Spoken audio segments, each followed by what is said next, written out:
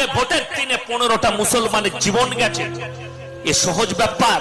জীবনটাকে পানি মনে করছে। তার পরিবার, তার বংশ, তাদের বিবি বাল বাচ্চারা, আল্লাহর কসম তাদের চোখের পানি কাহার হয়ে পড়বে তোমাদের উপরে, তাদের চোখের পানি কাহার হয়ে পড়বে।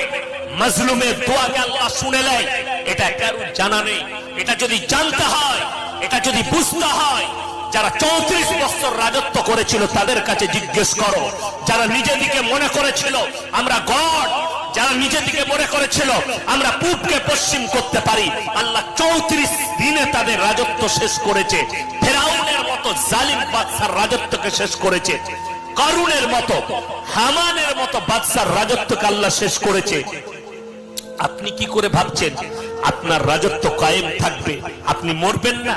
আল্লাহর কসম করে বলছি, পৃথিবীর রাজা থেকে বাদশা যতজন দুনিয়াতে জীবন নিয়ে এসেছে, সকলের জীবনটার মৃত্যুটা আমার আল্লাহর হাতে, আল্লাহর কবজায় আছে। এটা মাথায় রেখে কাজ করবেন। প্রশাসনকে দায়ী করছে, যে হারামখোররা প্রশাসনকে দায়ী করছে, তাদেরকে বলি এক দায় প্রশাসনের নয়। প্রশাসন তোমার ঘরে বসে থাকবে? চালাকির একটা সীমা পেয়েছো। তুমি মানুষ না হলে প্রশাসন আর কি করবে? প্রশাসন বাবুর দায় কি আছে? তুমি তো নিজেই মুসলমান হতে পারোনি, তোমার দায় কি আছে? কই ইয়াসিনকে প্রশাসন মারছে না? কই একটা মাস্টারকে মারছে না? তোমার গায়ে হাত তুললো কি ব্যাপার? তুমি এটাই চাইছো, অন্যায়, অত্যাচার, অবিচার।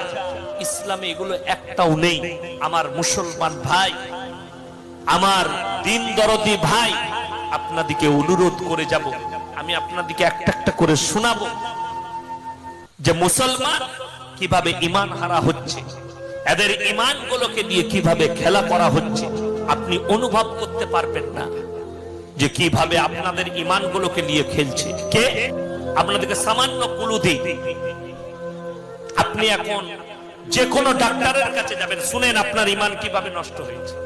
এখন আমাদের দেশে অনেকজন বলছে 10টা 12টা করে বাচ্চা হয়। কাদের কাদের বাচ্চা হয় 10টা 12টা করে? মুসলমানদের।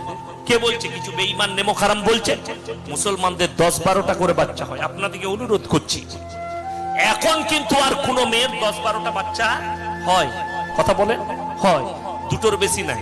কেন দুটোর বেশি নেই? সব তো পেট ফাড়া। পেট ফাড়া বাচ্চা না, বাচ্চা নয়। ডাক্তারের কাছে গেলেই আপনার বিবিকে নিয়ে যান, বলবে সিজার। লাইন নাই, সিজার করতে হবে। ঠিক কিনা কথা বলেন? সিজার। আপনি ডাক্তারকে জিজ্ঞেস করুন, বলে যুগ পাল্টিয়েছে, এখন আধুনিকের যুগ। এখন আর নরমেলে বাচ্চা নিলে মায়েদের কষ্ট হয়, আর সিজারের বাচ্চা বলে নরমেলে বাচ্চার ব্রেনে চাপ পড়ে, সিজারের বাচ্চা ব্রেলিয়ান হয়, সিজারের বাচ্চা শক্তিশালী হয়। এ তো দারুণ কথা।